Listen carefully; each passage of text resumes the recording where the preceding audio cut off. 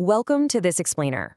We're plunging straight into the chaotic, frankly terrifying heart of the 1961 Berlin Wall crisis. The goal here isn't just to rattle off dates on a timeline.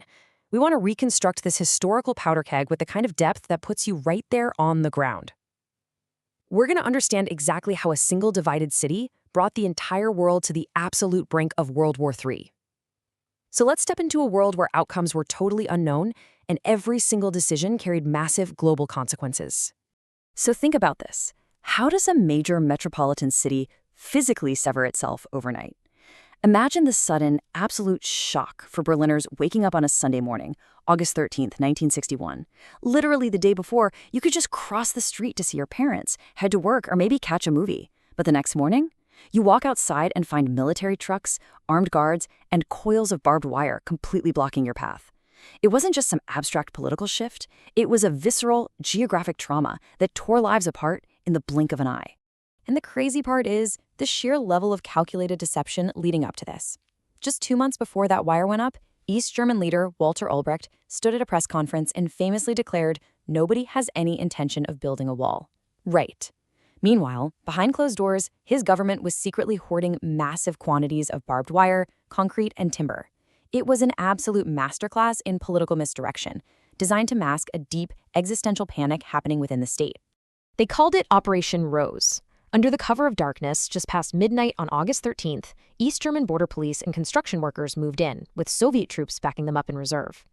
Try to picture the sensory overload of that night. The violent, deafening rattle of jackhammers tearing up the cobblestone streets, the harsh glare of searchlights piercing the dark, and the systematic unrolling of barbed wire right across the city center. By the time the sun came up, they had laid a physical trap, sealing off the Soviet sector and locking their own citizens inside. But why then? Why that precise moment? Well, to understand the desperation, you really just have to look at one staggering number: 3.5 million.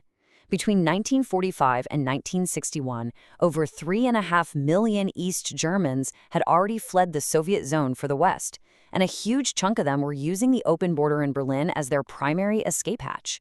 The communist state was literally bleeding its own population dry. And this mass exodus was quickly turning into an utter economic catastrophe. We're not just talking about losing numbers here. This was a catastrophic brain drain. The people packing up and leaving, they were engineers, teachers, academics, skilled tradespeople, and the youth, basically the future of the country. Economically speaking, the survival of the East German system was becoming flat out impossible. If they didn't seal that border, the state was facing complete systemic collapse. Now, let's zoom out for a second to the macro geopolitical level. We're watching a massive, high-stakes chess match between U.S. President John F. Kennedy and Soviet Premier Nikita Khrushchev. Khrushchev had been aggressively threatening to sign a separate peace treaty with East Germany, basically as a move to force the West out entirely. Kennedy, in response, draws a line in the sand. He formally commits to defending West Berlin. But here's the catch. By specifically avoiding any references to East Berlin in his major address, Kennedy inadvertently gave the Soviets a signal. He essentially told them he wouldn't interfere with whatever they decided to do in their own eastern sector. Which brings us to the terrifying reality of what happens when you just don't have a plan. The Western powers completely failed to develop any contingency strategy for border closure. They knew the refugee flow had to end somehow, but they had zero joint strategy for when the East actually sealed the border.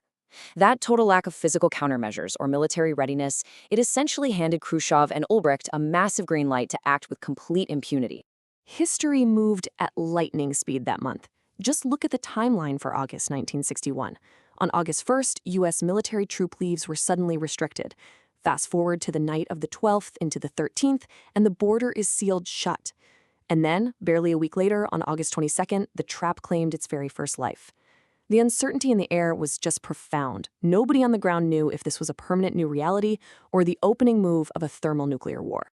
And we absolutely have to bring this back down to the human level, specifically to a place called Bernauer Strasse. The geographical reality here was just bizarre. The apartment buildings on this street were technically in East Berlin, but the sidewalk directly below their front windows was in the French sector of West Berlin. So normal, everyday people suddenly found their front doors opening into a completely different, inaccessible country.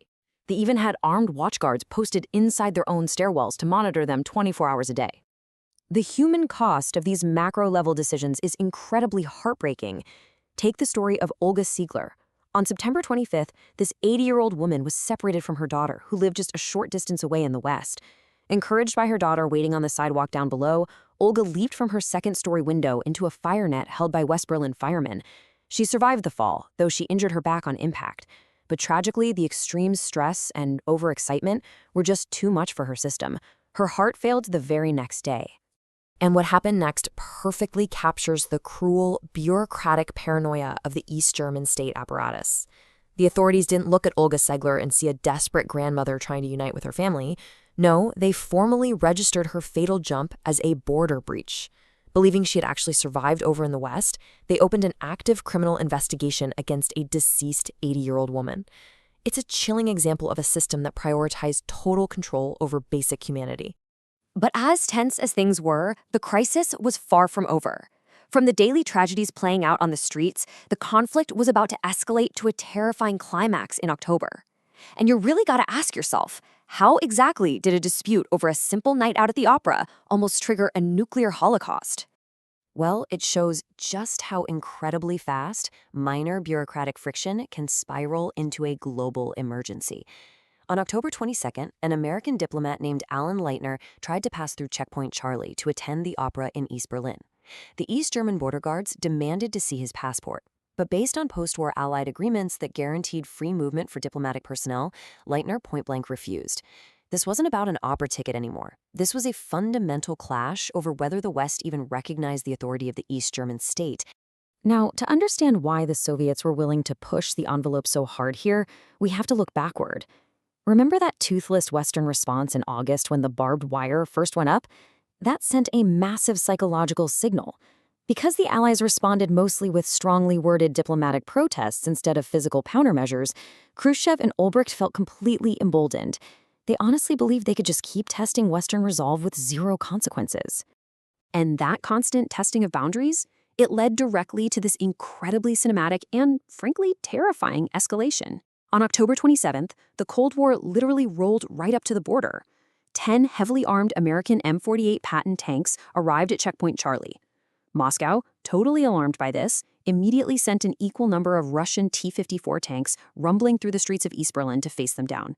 You can almost feel the ground shaking under the sheer weight of all that heavy armor. 50 meters. That is barely half a football field. That's the terrifyingly small distance that separated American and Soviet armor that day. We're not talking about a proxy war here. This was the first, and literally the only, direct armed confrontation between American and Soviet troops during the entire Cold War. The psychological pressure inside those steel machines must have been unimaginable. For 16 agonizing hours, these tanks just faced off. Their guns were completely uncovered. They were fully loaded with live ammunition. The crews inside were sweating, just waiting for a single order. Neither side actually wanted to shoot, but neither side could afford to blink and look weak either. One twitch, one misinterpretation over the radio, one accidental discharge, and you're looking at the start of World War III. But what the soldiers on the ground and the journalists at the checkpoint couldn't see were the hidden gears turning to resolve it all. Behind the scenes, furious, top-secret back-channel diplomacy was happening between Washington and Moscow. And ultimately, they reached an agreement to end the saber-rattling. The Soviets slowly withdrew their tanks first, and shortly after, the Americans backed away. The immediate threat of a nuclear holocaust was diffused, but the physical wall, that remained firmly intact. Over the next few decades, that barrier evolved. What started as just barbed wire and hollow cinder blocks in 1961 eventually transformed by 1975 into the iconic, incredibly imposing 12-foot-high concrete slabs of Border Wall 75, complete with a deadly no-man's land.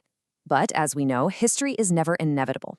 On November 9, 1989, an immense wave of public pressure finally crashed into a monumental bureaucratic mistake by an East German official at a live press conference. That slip-up burst the bubble, leading overwhelmed border guards to finally open the gates. So as we look back at the anatomy of this entire crisis, we're left with a really profound question. How did a crude barrier, something born out of sheer economic panic and political desperation, become the definitive symbol of the 20th century? It stands today as a powerful reminder of how a volatile mix of human psychology, geopolitical strategy, and just the simple, undeniable human desire for freedom can physically scar a city and entirely shape the modern world. Thanks for joining me on this explainer, and always keep questioning the history around you.